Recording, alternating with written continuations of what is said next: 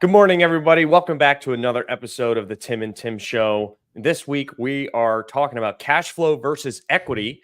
But before that, I want to say hello to my favorite co-star, the man, the myth, the legend in the flesh, Mr. Vest. How you doing today, boy? Good, except that I'm looking at myself on the screen and I realize I never got my summer tan. I look a little pale. You know, it has been raining here for like 3 weeks, it feels like, with all that hurricane stuff. So I had a really nice base tan, and now it's mostly gone because I haven't been out in the boat in like a month. Um, you, kn- you know what it is for me is my daughter doesn't play soccer anymore, so I'm not standing on the sidelines. Yeah, that's right. I forgot about all those phone calls of you walking around. You used to get some steps in, that's for sure. Man, I went and watched my niece play this weekend, and I was like, I've already lost my tolerance. I was out there melting. I'm like, this is awful. Oh man. Well, that's funny. Fun. All right. So this week we're talking about cash flow versus equity. There is full disclaimer here. There is no right answer. Okay. I think every single person needs to do an analysis on their current needs and wants, and what are they trying to achieve. I think that is a very good guiding light in how you make a decision of if you're going to make a move for cash flow or for equity. I know that Tim and I have talked about this in the past. And if you haven't watched the episode, go back and look for the episode where we talk about investor metrics 101. We Right. go pretty heavy into talking about cash flow versus equity or equity multiple and like how we follow, how we kind of make those decisions. Well, now we're going to kind of go in a little bit more depth of why we make those decisions of cash flow versus equity. Again, all of it's going to be based on your personal situation and your core requirements.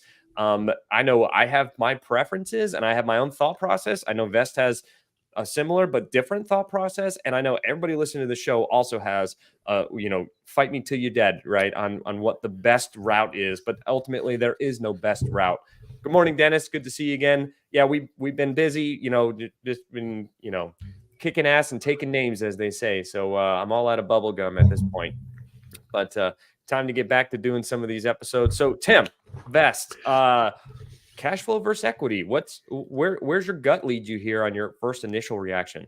Yeah, just one thing real quick. I want to get something out of the way because here I saw something posted on this the other day, and I don't agree with it. You get fight me on this too, guys. Um, there was this idea. Somebody posted this idea that if you go for cash flow, you tend to end up going with properties that are like in war zones that you get real cheap, that cash flow really nicely, and that's what you end up with. And I just don't agree with that. Is that possible? Yeah. I mean, sometimes you get some of your best deals in a war zone for a reason, right? But I don't think that's always the case. So I just kind of want to remove that whole, if you go for cash flow, you're going to end up in a war zone dealing with tenants that are killing each other, that kind of thing. I don't think that's always the case, guys, because there are definitely deals out there that cash flow and produce tons of cash flow that are in great areas that are just fine. Also, I think defining what your metrics are for good, decent, or bad cash flow are important because those ranges change depending on the asset you're investing in. Good cash flow on a D class asset might be 20% per year. Good cash flow on a class A brand new built triple net Starbucks location might be 3% per year. Right. So good cash flow is subjective here as well. Yeah, I completely agree. And sometimes, and then sometimes it comes as an operator, it comes in different ways in terms of, um, do I give away a lot of cash flow as an operator to keep more equity on the backside? And that goes back to what Tim's talking about with investor metrics. So there's a whole lot of ways to look at it. So I think we want to keep it a little more broad to that today and just talk about, like, how do you look at it? Like, what are you trying to do? So Tim, back to your question to me, like, where do I go? Guys, like, I'm going to talk about it from where I am at my point in my career, my journey, my family, that kind of stuff. So where I'm at today is I'm heavy equity, right? Like, I'll just put it right out there. I will give away a lot of cash flow up front to keep more equity on the backside. I'll go after deals that only pay the pref to investors because there's a huge, chunk available once we raise the rents or do the value add strategy and exit the deal. Um, that's what I'm looking for. Tim talks about return on equity quite a bit, and that's what I'm looking for. I'm looking to create equity for myself as fast as possible and redeploy it. Um, and that is my goal right now.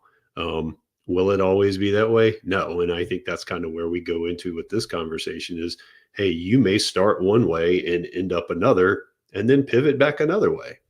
It all depends on where you are in your journey, in my humble opinion. Tim, what do you think? I agree with you. I think that if an investor were talking to me about what kind of deal they should invest into, I would ask them, well, ultimately, what's your net worth, right? And let's have a vulnerable conversation here, and let's really kind of talk about things that matter. Because if your net worth is $100,000 and you say you want to invest for cash flow, I'm telling you, you're nuts, right? Because investing for cash flow with $100,000 might get you seven to ten or $15,000 a year in the best case scenario. You're not going to feel $15,000 a year. I mean, maybe you will, right? That's subjective, right? But like, imagine if you invest for equity growth for 5 or 10 years, and you get your net worth and invested cash balance from $100,000 to $1 million. Well, now if you say I'm going to invest for cash flow, you're going to feel 70 to $100,000, which is a 7 to 10% return. You're going to feel 70 to $100,000 of cash flow per year, right? So I think it really depends on where your starting point is. I know that when I got into the multifamily real estate, real estate in general game, and still today, it is, I want to grow the equity balance sheet, grow the balance sheet, grow the balance sheet. I'm all about the equity, right? Because we continually buy deals that are heavy value add with very little cash flow, but a lot of equity on the back end. In fact, we're actually selling something right now.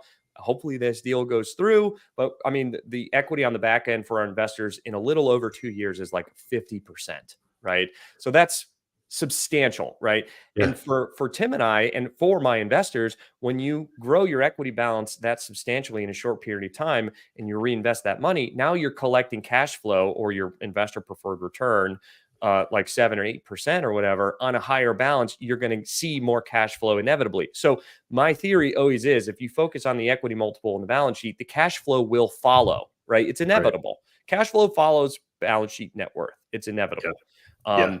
But and people that say they invest for cash flow are, I think, personally short-sighted, because look at it on the time value of money basis, right? You say, well, I'm investing for cash flow because I want to make 10% per year or 15% per year, right? I'm like, okay, so you invest your 15% per year.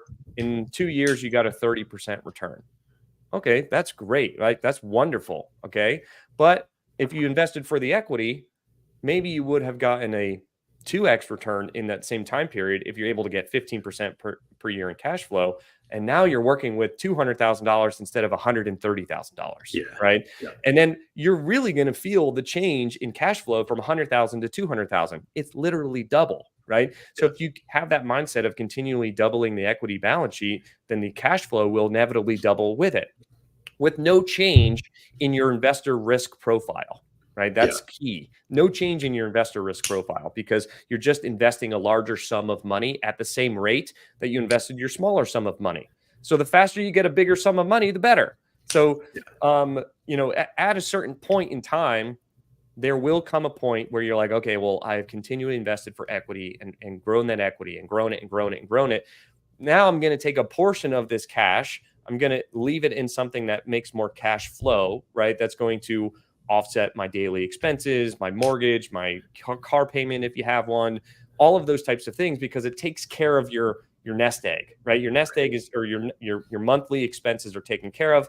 That makes it easier for you to go after more equity driven investments, because you can focus on growing the balance sheet, inevitably increasing your cash flow. And then as your balance sheet grows and your cash flow grows, your lifestyle will grow with it. And that's my thought process and my theory on how to not above your means, but grow your lifestyle with your means, because your daily expenses are taken care of and then your investments continue to grow. And the benefit of your investments growing is increased cash flow, which enables you to go out and buy nicer things and spend more money if you like to, or reinvest more money if you like to. But options at the end of the day are key. Yeah. I have this conversation with investors all the time because, I'll I have investors that will sit down with me and they're like, I have $100,000 to invest.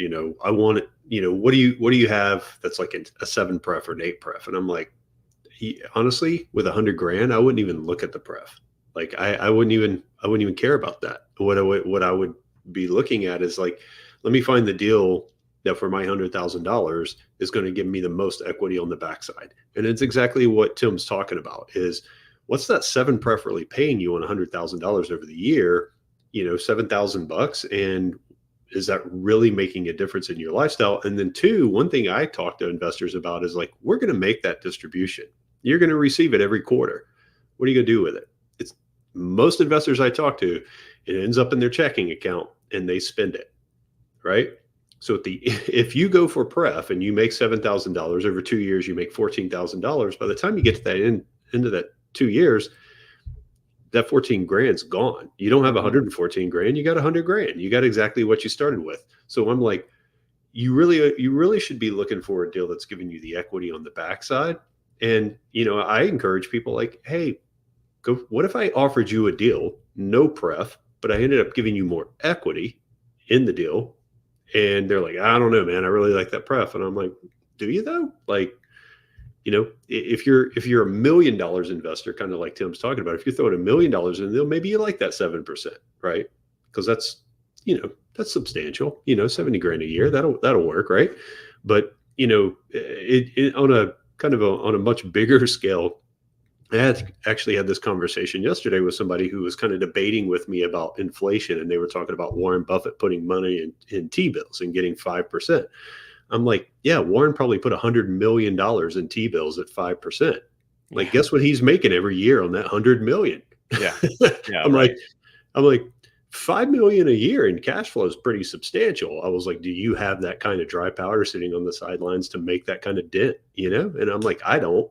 Yeah. So, I'm not looking for 5%, right? I'm looking for equity to do exactly what Tim's talking about, because at some point, right? At some point, I do want to take $2 million and throw it into a deal that has some equity, but also is paying me 8%, right? Because that's $160,000 a year. Guys, I can live off that. Or at least I can supplement something that I have going on and live a pretty darn good life. The biggest, you got to get there, right? And that, I think there's, as a sponsor and people that trust me as, financial advisor of sorts, because we have so many different deals and each deal has a different risk profile and cash flow and equity. I have conversations with investors all the time on, okay, well, what are you trying to achieve? And what do I have to offer to help you get there? Right.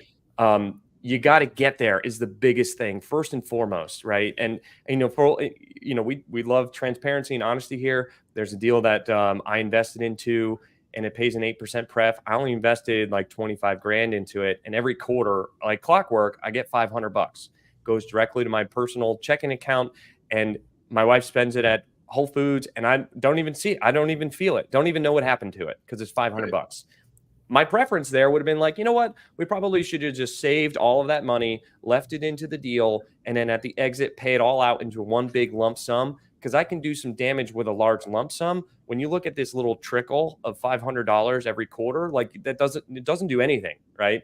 But when you look at it as, oh, well, I invested $25,000 and now I got $40,000 or $50,000, I'm going to go and I'm going to do some damage, because the next deal I'm going to invest, I'm going to just keep trying to do that until I get to a point of like, hey, I actually need this cash flow so that I can start paying some of these expenses, because I have always been in the model of I want to get paid later. Well, at a certain point in time, you do have to start getting paid now in order to supplement your lifestyle. Yeah. And hey, Joe, good to see you, bud. And man, I need to borrow that jacket next week for the investor dinner. Dude, that's like the spiffiest jacket. I love that thing. Is it a mint blazer? You know what? It's kind of a seafoam. Yeah. Oh, yeah, seafoam. Yeah.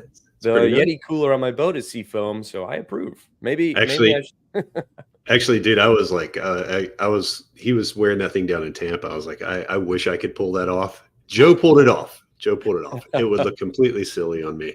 Yeah, it's funny. And Ben, I don't disagree with you, man. You need cash to live 100%. But again, I think the point is like, hey, if you're putting 50 grand in and you're getting 7% on, are you really living off 7% of 50 grand per year? Probably not. Probably not. Yeah. Yeah. Now, if you told me you were putting 50 grand in and you did it 20 times, right? Like I got 50 grand spread across 20 different deals. Yeah. Maybe that works. But one of the extreme examples, Tim and I always kind of like, I'm like, I want to reach back out to this person because we have some deals where we offer like a 10 or a 12% pref, no equity, right? Mm-hmm. These are for folks, honestly, these are for the folks who are like, I know I need to earn 8 or 9% per year to just sustain my lifestyle and not touch my nest egg, right? It works really well for those folks, like Warren Buffett. He's never invested with us, by the way. Yeah. but we every now and then we'll have that, and we'll see somebody throw a $25,000 slice into a 12% bucket, no equity, Mm-hmm. and I'm like, I don't know why this person did that. Yeah. I mean, what is that? 3,000 a year? Is that what that is? 2,500. Oh, Jesus. Yeah, something like that. Close Yeah. enough. So, I mean, that's not getting you anywhere, really. Like Right. I would have much rather seen that person throw that in to the B class shares and get that equity on the backside, so that when we exit that deal, their 25,000 is now 50 or 55,000, right? Mm-hmm. Yeah. I'd much rather see that, and that's where I deploy. Hey, but Tim, here's an interesting question for you. At what point do you pivot over to some cash flow in order to stop? And guys, I'm gonna throw something out here, especially for operators, in order to stop making or to avoid making poor decisions on deals. At what point do you make the pivot to transition to cash flow and less equity? Man, I guess it's so subjective, right? I mean, because I don't know what you have going on in your personal life and what you need the money for. I mean, as my, recently having a daughter earlier this year, as my living expenses go up, some of my decision making has been, hey, like, I like investing all of the money, but I got to start taking some money here because my expenses has gone up, right? So, but that was the point of investing for net worth and for equity multiples first and foremost, and then transitioning to cash flow is like, hey, you know what? Now I'm starting to tap into that. Hey, I need some cash flow stuff, right? In order to kind of supplement those things. So I mean, it's so subjective. I don't know how you could answer that well.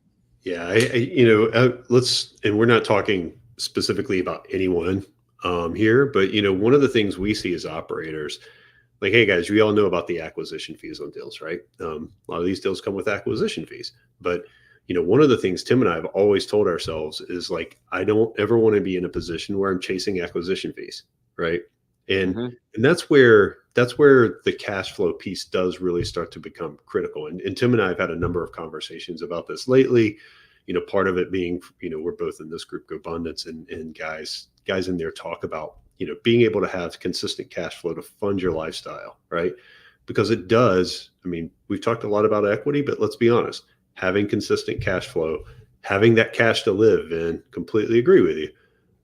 Having that cash to live really helps you make better decisions. Let's just be honest, right? If I'm not worried about where the diapers are coming from, where that next mortgage payment's coming from, I can be more patient and wait for a deal, right? Yep, absolutely, And Tim and I, we're connected to a lot of folks in this business, and we've been sitting in conversations where guys like, man, I really need to get another acquisition fee, right? And it's like, oh, man, chasing that acquisition fee, man, you can really start to make some hurried decisions, maybe take on a deal you wouldn't take on normally, right?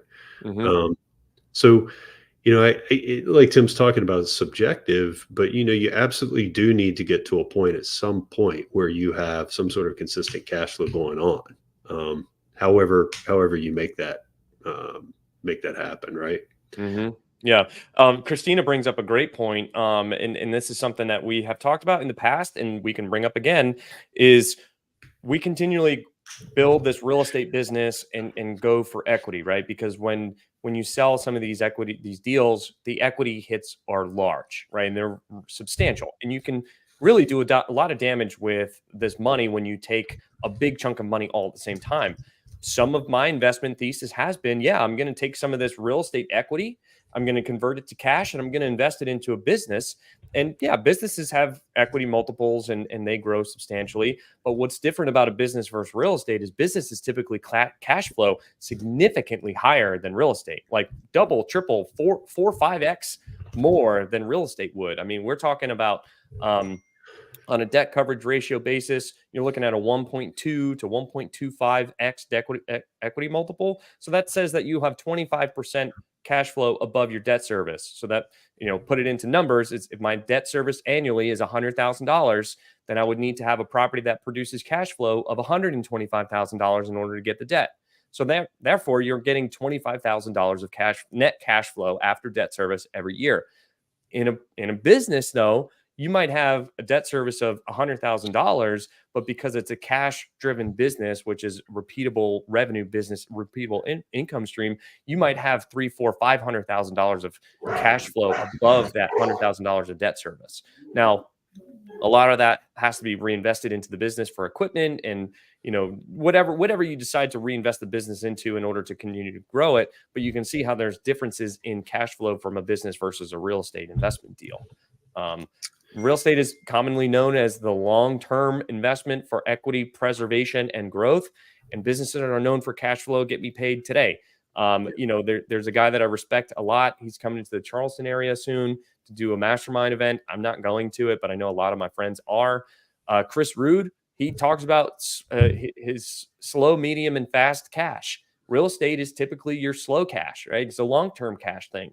Fast cash is typically running a business, getting cash and getting invoices paid and a revenue stream that pays you daily or weekly, monthly, whatever. And that, will lead into medium-term cash where maybe you're doing some flipping projects, single family homes or short-term lending or whatever, something on a 6 to 12 month schedule. That's medium-term cash. And then anything over 12 months is long-term cash, which is big real estate, right? So we kind of went about it backwards. Tim and I started in the long-term cash business. And now we're like, okay, well, now we're going to convert some of that equity, move it into some short and medium-term cash flow in order to make sure that we have our daily needs and our lifestyle needs met. Yeah. Yeah. And Mohit, 100% agree, man. I mean, I don't want to go down this soapbox. That's another show, but don't disagree with you. But yeah, Tim, we did go about it backwards, man. But the interesting thing is, like we talked about before, it's subjective. There's a whole bunch of different ways to go about it. We went about it a little bit backwards. Tim and I did a couple of things. I stayed in my W-2 long enough until I felt like I could leave. Vitaly cashed in all his chips, put some money in the bank, and said, "I got 2 years. Yeah, Make it or break it." I was all in. Yeah, he pushed in the center of the table.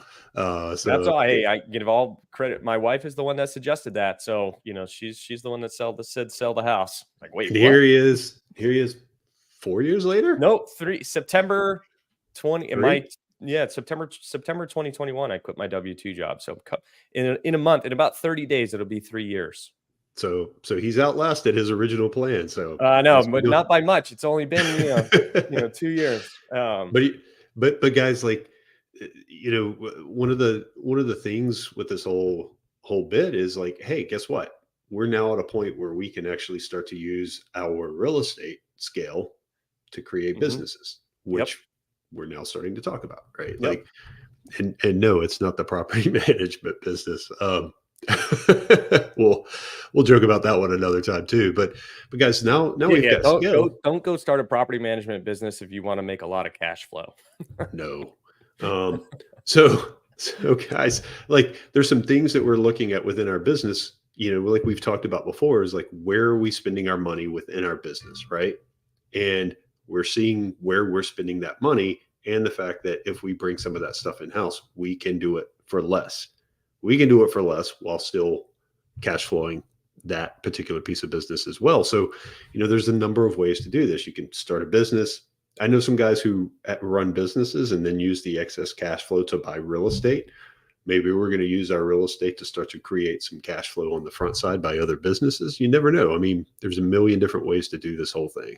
Yeah, there's no right answer, which is, it's kind of the fun part, but it's also the scary part. Thinking about a couple of years ago when I was like, I'm going to become a real estate investor, you're looking at this mountain of a task. of, or, maybe not a real estate investor, but, I'm going to become a millionaire or I want to be rich. You're looking at this mountain of a task with so many different variables and options. It's super difficult to make a decision and pick a path, right? Ultimately, but the people that are successful pick one thing. They don't get shiny object syndrome. They focus on it intently. They make decisions intently towards their end goal. And then once they have the cash, then they can divest, right? And Yeah. by divest mean invest in different businesses, in different people, in different opportunities. But they made their powerhouse what they're amazing at, where they're going to make money from. They chose that intently. They came the best at it.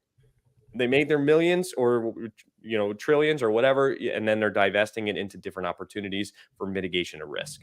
Yeah. And Christine, I don't disagree. PM is a headache, but I tell you what, it's a headache. But every month when I see what we're doing from an expense line item standpoint, I appreciate that headache. I got to be honest. You know, but yeah, man, like this whole cash flow versus, equity and appreciation and stuff. And yeah, it's a trade-off. A lot of time it is a trade-off, guys. I just want to caution you not to look at it as like black and white, right? Like I think as you go through the journey, I think you're going to pivot and I think you're going to blend it. I mean, like us, we started off heavy equity. We're starting to add in some more cash flowing things. And then at some point I may move back to like very, very heavy equity. If you think Absolutely. think about it just in, your lifestyle and what you want to leave as a legacy. You start off as equity, you create a pretty good nest egg that you can use to create cash flow. And then at some point you might be like, you know what, I want to go buy a couple of things that are complete equity that I'm just going to put in a trust and I'm going to leave to my kid. Right. Because when I'm gone, I want to set them up, and that's equity, man. That's just true Long-term. appreciation long-term equity I want to leave to my daughter. And quite frankly, that's probably the path I'm on. I was talking about this the other day. I'm like, I'm going from equity to a little more cash flow, and then, cash flow and equity. And then at some point, I'm probably going to go buy a couple of assets that I'm just like completely leaving to my daughter. So I don't know what happened. What happened? Was that Vitaly ditching me? All right, guys. So anyway, not sure what happened to Vitaly. I hope I'm still on, but guys, this is not, it's not an either or scenario. I think you can blend it, and then there's no right or wrong answer for you yourself, right? He going. So feel free to reach out, guys. Like we cover. Here he comes back. I don't know. It just kind of kicked me out. That was weird. We cover a lot of this in our Making Moves group. We talk about this kind of stuff quite a bit. Vitaly really goes into it, on his underwriting calls on Tuesdays. So, guys, if you ever want to chat about this kind of stuff, let us know. Yeah. One thing I wanted to add while you were kind of talking about, your different buckets. I think a good way that I like to relate to investors that have never invested in real estate before, like the idea of it, but never really kind of went through with it, is most people are comfortable with portfolios and stocks, right? And what I like to equate that to is you have different buckets of money invested into different stocks for a reason. You might have some blue chip stocks. Those are typically your cash flowing stocks that are going to pay you dividends, right? So that can help supplement your lifestyle and bring in money every month that you can spend. Then you have investments like, if you're investing into like Tesla or for something, that's kind of a more risky long-term investment. It fluctuates a lot in price, but you're really going into a stock like Tesla because you're looking for the long-term equity growth and gains. You have to do the same thing in your real estate portfolio. You invest some money for long-term equity growth, maybe a little bit more risky or more value add or long-term legacy asset that is not really valuable right now, but in 20 years, it's going to be worth 10x what you paid for it, right? You make those decisions the same way you invest your stock portfolio. You do the same thing with your real estate portfolio because you're spreading out your risk between short, medium, and long-term investments in order to satisfy the needs across the board. Because as your lifestyle grows and changes, your family grows or, your kids go off to school or whatever, like all of your cash flow needs and your equity needs, all of that will continually be changing throughout, your life. So having money that I'm like, hey, I'm going to put this into something safe and secure and stable. It's going to pay me money every single month. That takes care of everything. Those are your blue chip stocks or your cash flowing deals. maybe newer class assets that are coupon clippers, we like to call them. And then you got your, hey, I'm going to go shoot the moon on these guys, and I'm going to try to grow this equity balance. But it's not my entire net worth. It might be only 10 or 25% of my net worth that I'm going to shoot the moon on. And then 50% of my net worth is in my stable, deals that are my coupon clippers. So same thing, right? Stocks, real estate portfolios are just like stock portfolios. Yeah, good idea. And we'll come up with a good metaphor or analogy for who the acquisition fee chasers are and who the penny stock guys are. So we'll go after that one at some point. TBD. Yeah, table that one for later. Yeah. So all right, guys. Thanks again. I love doing the show. Thanks for joining. Appreciate it. Hope you learned something new. If you have any questions, reach out to Tim or I. We'd love to chat with you. See you next week. Peace. All right. See you guys. Bye.